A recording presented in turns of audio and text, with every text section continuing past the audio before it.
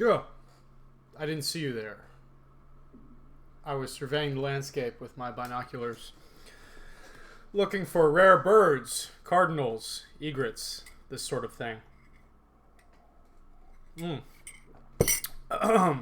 Well, since you're here, I may as well show you some smooth chess games from this morning. Don't call anyone. I'm perfectly fine. Let's get to the chess. Okay. So, you're going to love this. You're going to love this. I had the white pieces, okay? This is a very smooth game. All right. The queen's gambit. And he chooses to decline the gambit with the martial defense, knight to f6, which I just love it because I can take, and if he takes back with the queen, I can bring the knight out. If he takes back with the knight, I can take the full center. It's good stuff. It's good. So I do that, controlling all of this, right? Okay. The knight goes to b6. Very good spot for the knight. And let's start developing. Get our knight out to f3. Okay. Out goes the bishop. Let's unpin. I don't like pins. And castle. So we're sitting pretty. This is good. And out goes the bishop. But to me, it sort of feels like this was an autopilot thing because there's nothing to pin here. So what's the deal, man? Why put the bishop there? Why put yourself through it? So let's kick that guy away and back to e7 where it should have been in the first place. And I really want to clamp down on this here square because it usually defends h7, and I'm pretty sure he's going to do this and that. So I'm just going to take that away from him. Castles, very nice, very nice. Let's kick that bishop. I don't like that bishop, but he takes, and that's very upsetting to me because I like that knight. I like that knight a lot.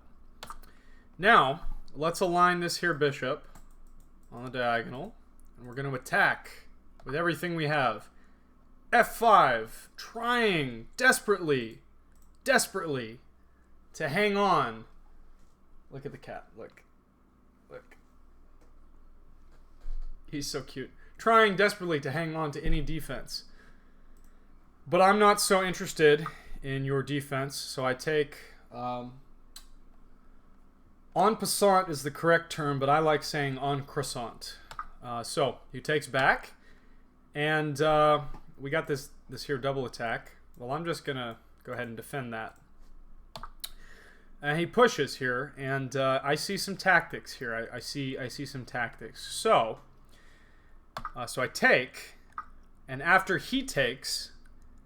well, he is Kentucky Fried because I'm not going for a trade. I'm not going for this.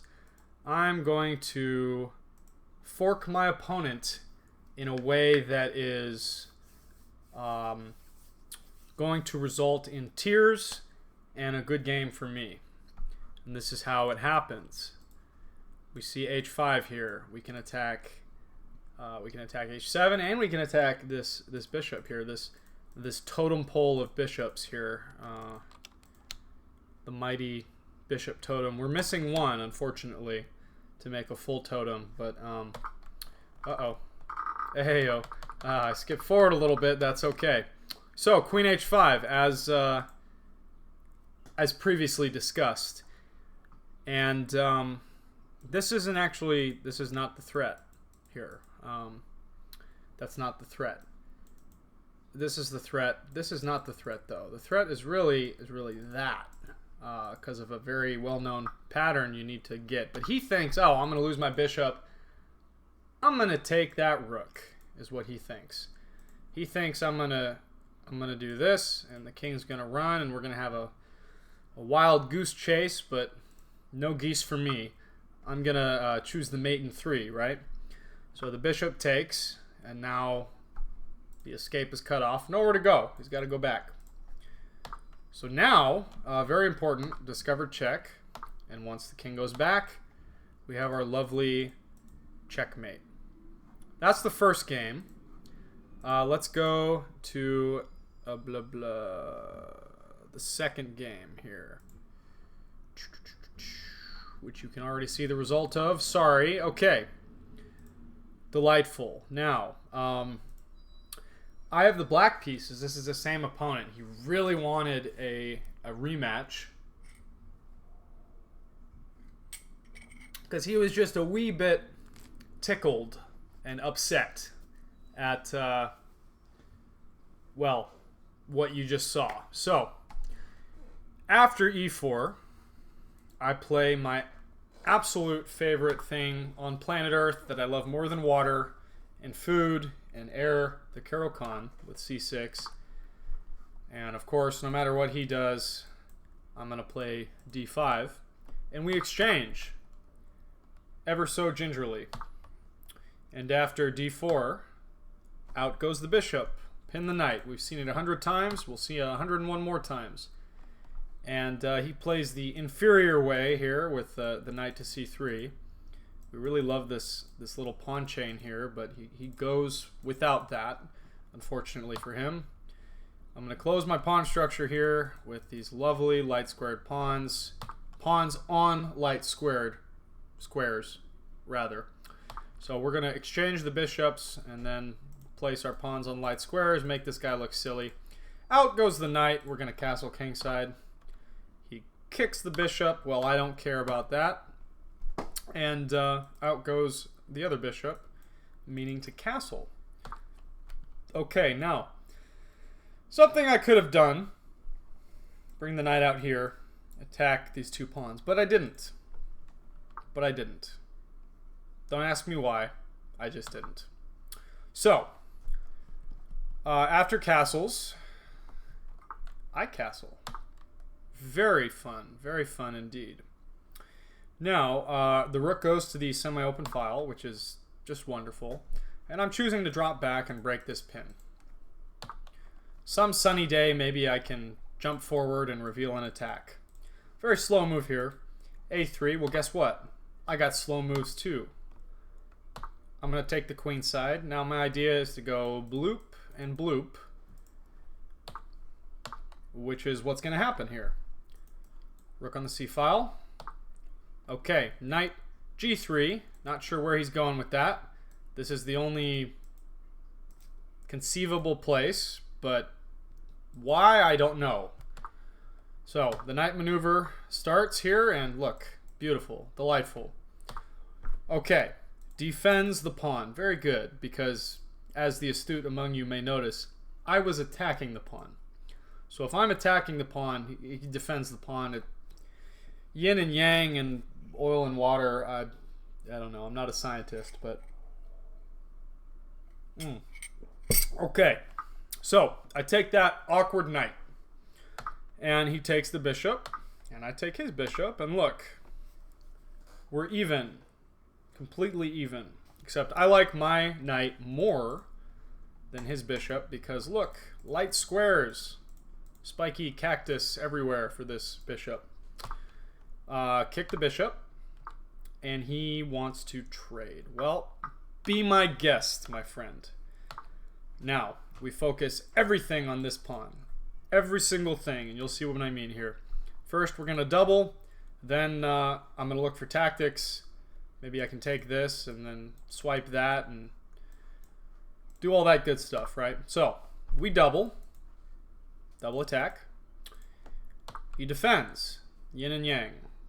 All that good stuff. Now, attack the pawn. Opponent thinks this does something, but it doesn't. What could they have done? Well, h4. Excuse me, h4. Apparently is the computer answer to this, even though it doesn't do anything.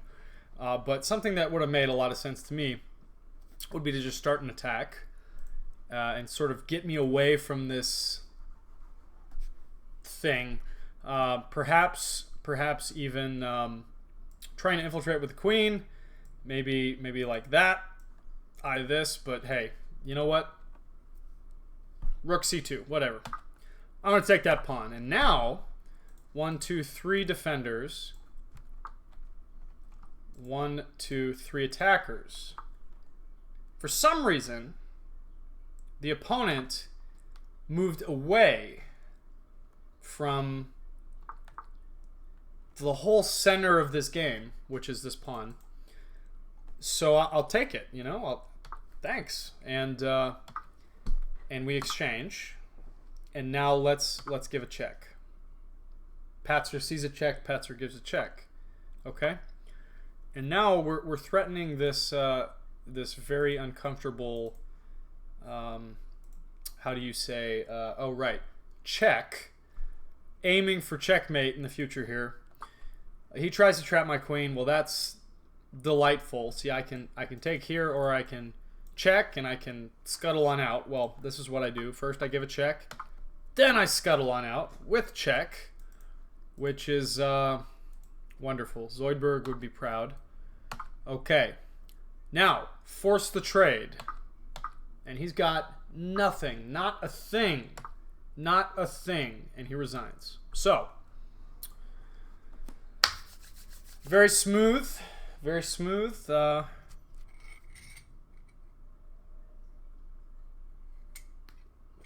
As you can see, 1400 blitz. Outstanding. Not sure how to apply that to my mortgage payment yet, but we're working on it.